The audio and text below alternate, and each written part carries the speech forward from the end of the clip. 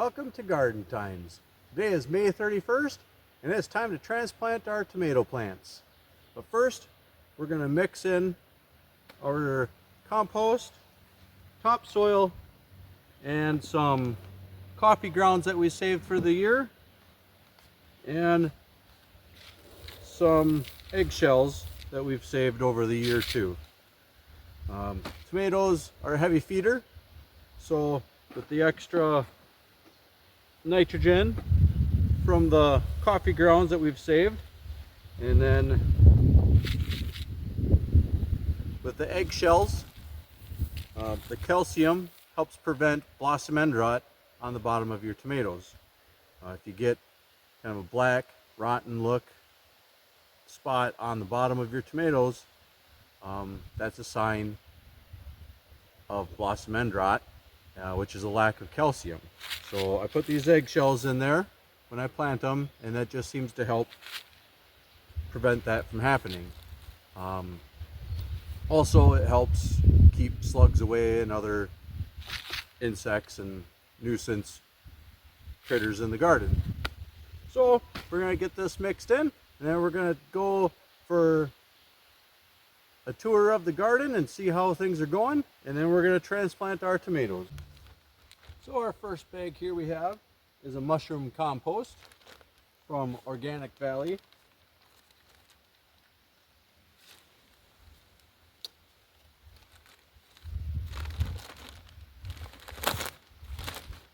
We're going to get this dumped in a barrel.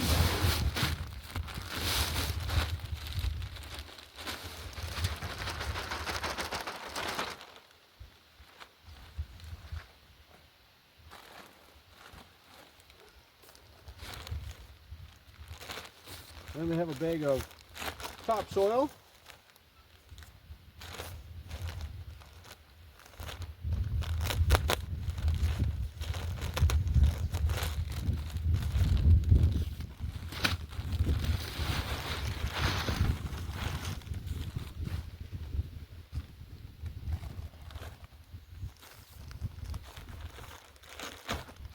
And another bag of organic compost with manure.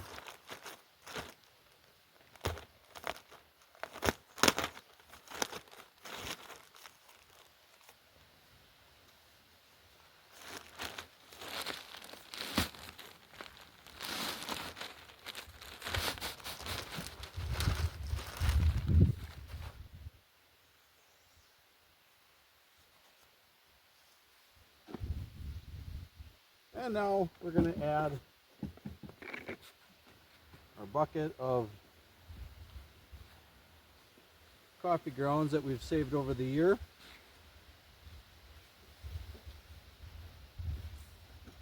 So we're going to dump that in there.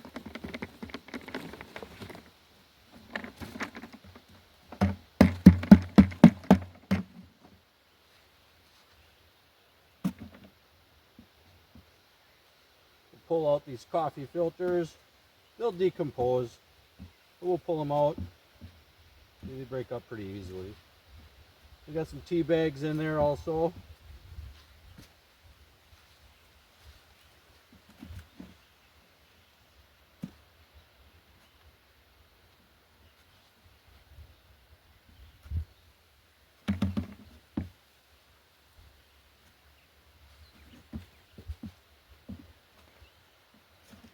Alright, now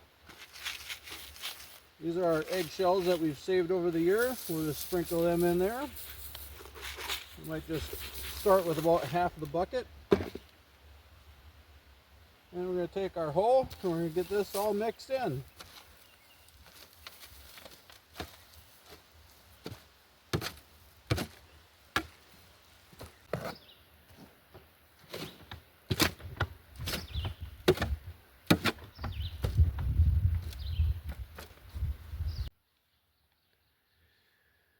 All right, here's our potatoes that we had planted earlier this spring.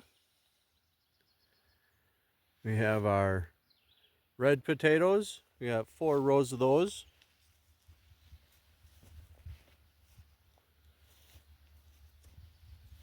Then we have our white potatoes, 2 rows of those. and our Yukon Golds. One row of those.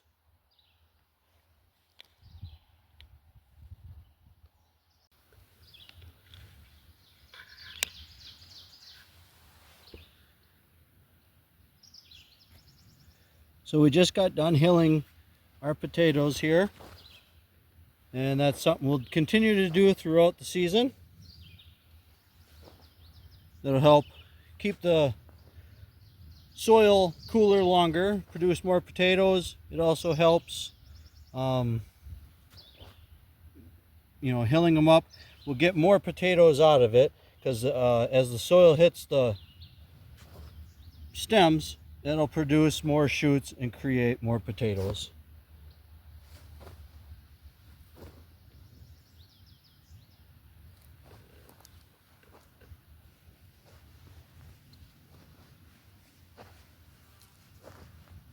Here's our shallots here. And these, we pinch these off.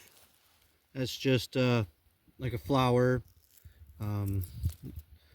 It just takes up energy, and we don't need to have that. We'll put all that energy into growing the bulbs themselves. So we pinch those off as we see them.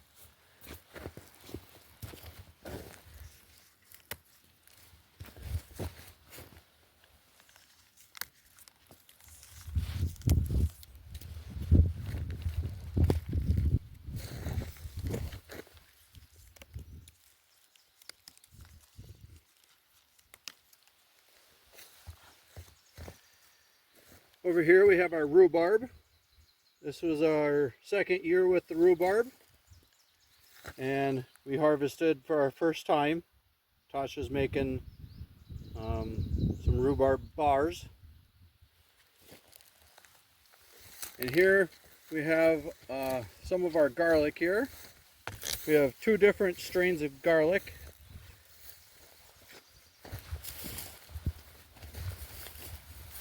This garlic here is bigger. It's a different variety. I'm not sure of the variety, but they're much bigger. These are 2 weeks earlier than these smaller ones, but the bulbs still get just as big. So you can see how big the garlic's getting. It's coming along real good. Soon we will get scapes that will grow on the garlic, and they'll grow up right here in the center, and it's it'll produce a flower and seeds. We pull those off so that it puts all the energy into the bulbs of the garlic.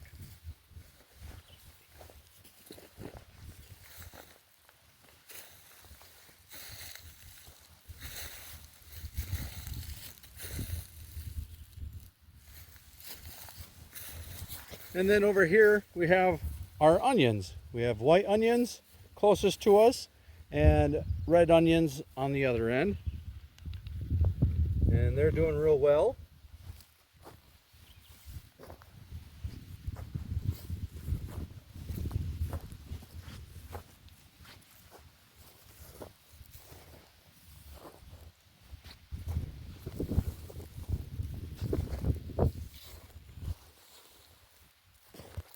And over here, we're growing our corn, and we'll grow beans and our sweet pumpkins here in a method called the Three Sisters. So what I did was I planted the corn in 8-foot by 8-foot beds. You can see here we have some corn starting to pop up.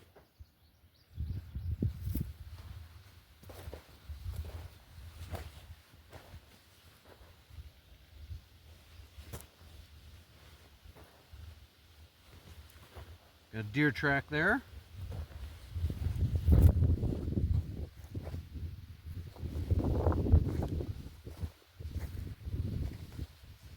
So we got an 8-foot bed here, and then an open space here, which is 8 feet all the way down.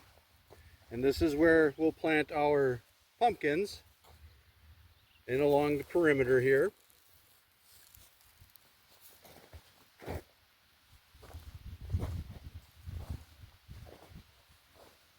But before we plant our pumpkins, once our corn has grown just a few inches tall,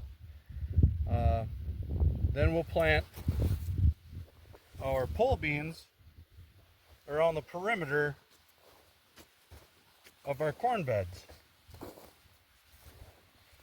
And what that does is that feeds nitrogen to the corn.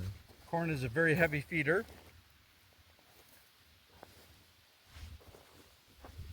And in return, the corn gives the pole beans something to grow on. And then we plant the squash, which in our case we're doing pumpkins, and those will spread out, and with their broad leaves will cover the soil so that there's less moisture lost and keeps the weeds down and helps protect our crop from deer and raccoons. You know, once they smell that sweet corn, they come in after it before we can get it. And they don't like crawling in through the prickly vines and stuff on the pumpkins.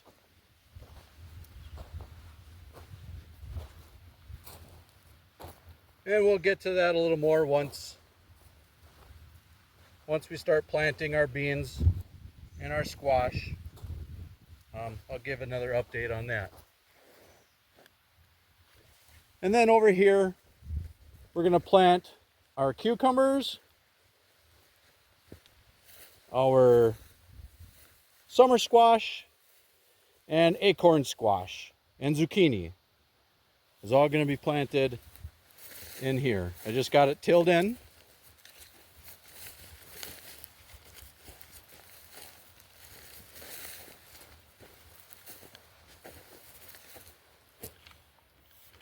All right, so there we are. That's a tour of the garden, and now we're going to get to transplanting our tomatoes. We are transplanting our San Marzano tomatoes, which are an indeterminate type tomato, which means that they will grow like a vine. They grow and produce fruit throughout the season until the first frost, which will kill them off. Unlike a determinate tomato, which is our Roma tomatoes, we'll be planting those next. Determinate tomatoes have a determined amount of time that they grow and produce fruit. In a short window, they produce their main crop within about a month, and then they just die off and they're done. But they produce all their fruit in one bunch, where indeterminate tomatoes continuously produce and ripen and produce and ripen as they grow. And they will grow continuously until the frost kills them off. So here is an example of what we're doing here with our indeterminate tomatoes. Indeterminate tomatoes need a stake that they will grow against, and we'll tie them as they grow up. So first thing we're going to do is we got our post hole digger here.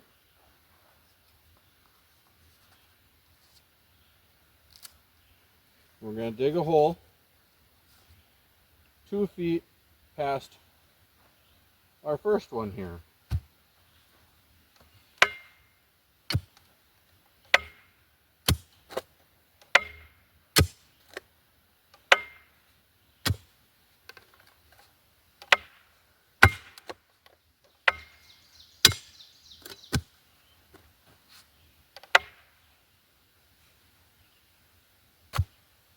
Alright, then we're going to take a few scoops of our mixture that we made earlier. You see the eggshells in there. We got compost and we got some coffee grounds that we saved over the year. And we'll put about 3 good scoops in there, maybe a little more. And then we take our tomato plant and we'll soak it in some water.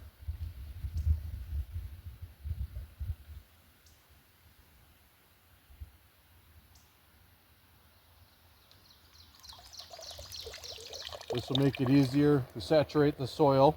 It makes it easier on the roots to get it out of our pot here. Kind of roll it around, loosen it up, and then we'll take it, flip it upside down,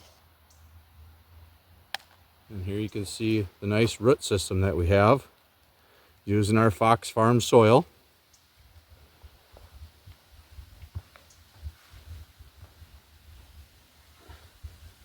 Then we flip it back over, and I like to gently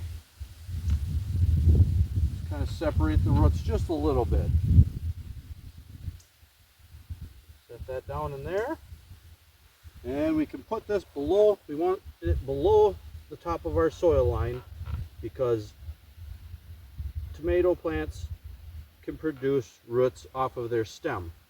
Once the soil hits them, it stimulates the hairs and turns it into roots. So now we'll just backfill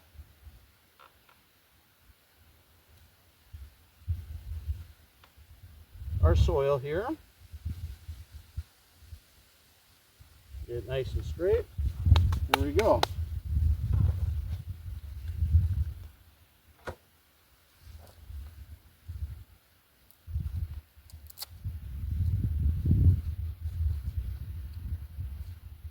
Then we're going to take our post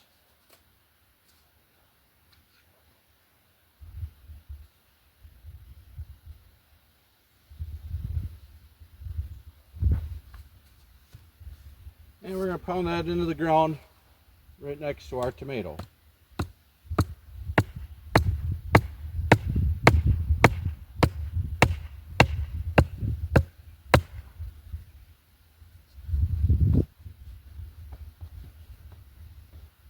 And there we go. We'll move on to the next one. The nice thing about growing tomatoes on stakes is they can be a little bit tighter, a little closer together. And as they grow up, we'll tie them and we'll keep them pruned as they grow up. We'll prune off suckers so that has one main stem that'll grow up and it'll produce fruit right off of the main stem. So we're going to get the rest of these in and then we'll do our Roma tomatoes. All right, we're ready to transplant our Roma tomatoes, and these are a determinate tomato, so we don't do any pruning, minimal pruning. I'll prune once it grows so tall. I'll prune some of the lower leaves off just to get better airflow, to help from blight, early blight. We'll go through that later another day. So the same thing here. We'll take and soak it in water. Let the soil absorb all the water it can.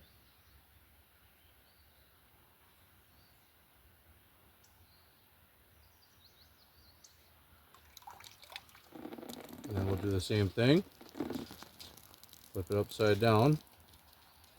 You see that really nice root system there.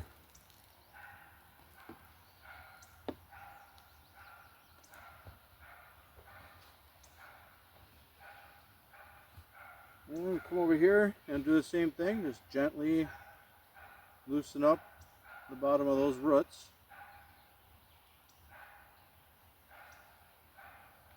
And set it down in there. Making sure that our stem is deep into the soil and that our first set of leaves is just above our soil line. Now we'll backfill here.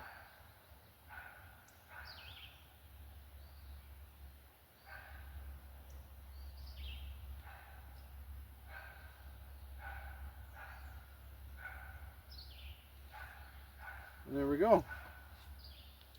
We grow determinate tomatoes with cages. Because they're going to branch out. They're a bush tomato plant.